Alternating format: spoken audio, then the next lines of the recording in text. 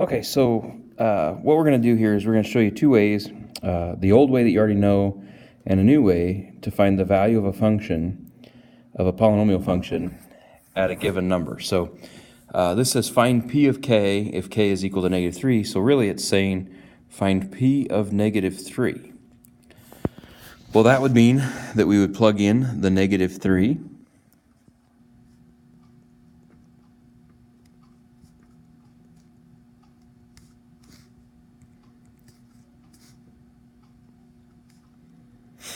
and do the math there. So -27 times 3 is -81.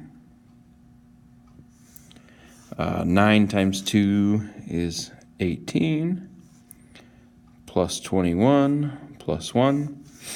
And so we find the value to be -81, plus 18, plus 21, plus 1 is -41. Oops, not 4, -41. Okay, now we want to keep that in mind here, because we did not do this the way we're going to do this on the test and on that review and stuff. So just keep in mind that the answer is -41. In fact, I'll write that off to the side over here. Now I'm going to make that go away here. And we're going to work this problem using the remainder theorem, they call it, and synthetic division. Okay. Which basically says that you're going to take the -3 as your divider, and we'll set this up for synthetic division to be 3, 2, -7, and 1, all of the leading coefficients of all the terms. Remember that if you were missing a term, you'd have to have a 0 in there to hold the spot. But now we'll get started with synthetic division and bring down the 3. 3 times 3 is 9, so -9. That adds together to make -7. That multiplies to make 21.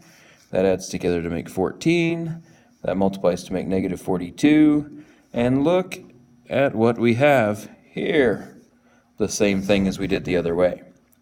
So the remainder theorem and synthetic division, that actually shows you that the remainder of synthetic division can give you the function's value at any given point.